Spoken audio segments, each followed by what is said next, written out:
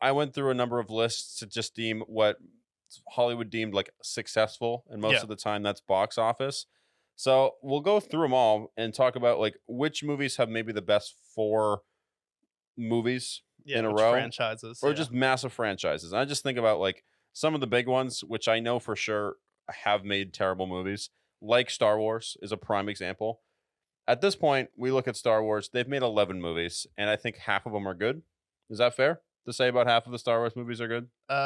So my problem with Star Wars is I didn't watch it till I was 16, So they suck. and so, yeah, I don't like any of them except for Rogue One.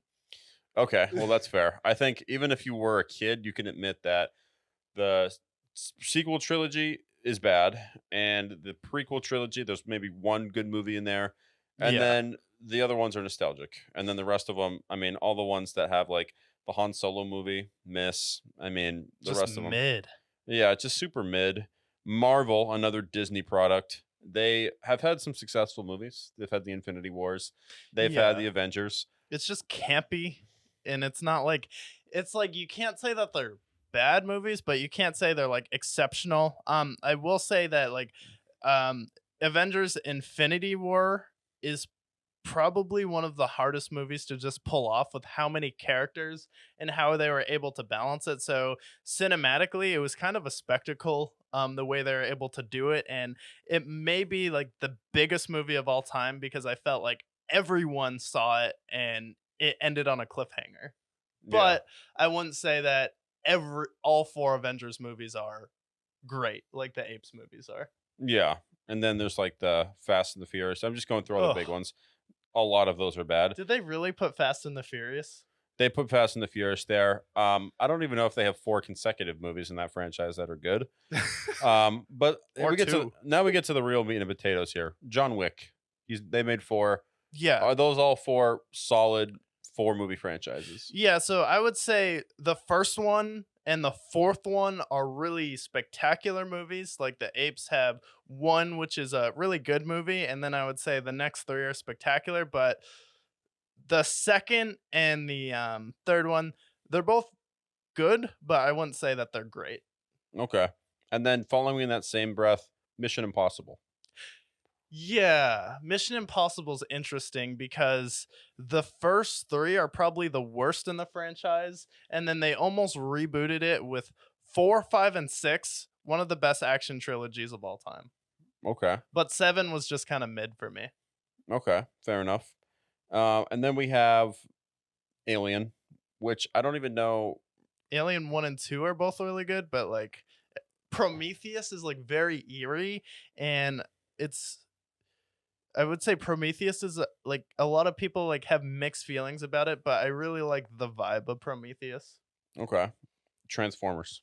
Ugh, Yeah, I was gonna say outside of the first and second one, I don't give a fuck about them. just CGI garbage. Yep, Michael Bay jerking off all over the screen. yep. Terminator's another example of that. Just they made two great movies, and then the rest of them were just an absolute nightmare. But the second one's probably the greatest, one of the greatest action movies of all time. Oh yeah, oh yeah, for sure. Despicable Me. They put Despicable Me on here. Maybe, I think that's a very maybe for kids movies. for kids movies. I mean, all three Despicable Me's are great, and the Minions And movie is a spectacle. they know the formula. So all of the franchises like that are great that have four really good movies, like Mission Impossible has like three really good movies, the Apes movies, Despicable Me, if you want to talk about kids movies, Toy Story I would put up there. I think all four of those movies are really good.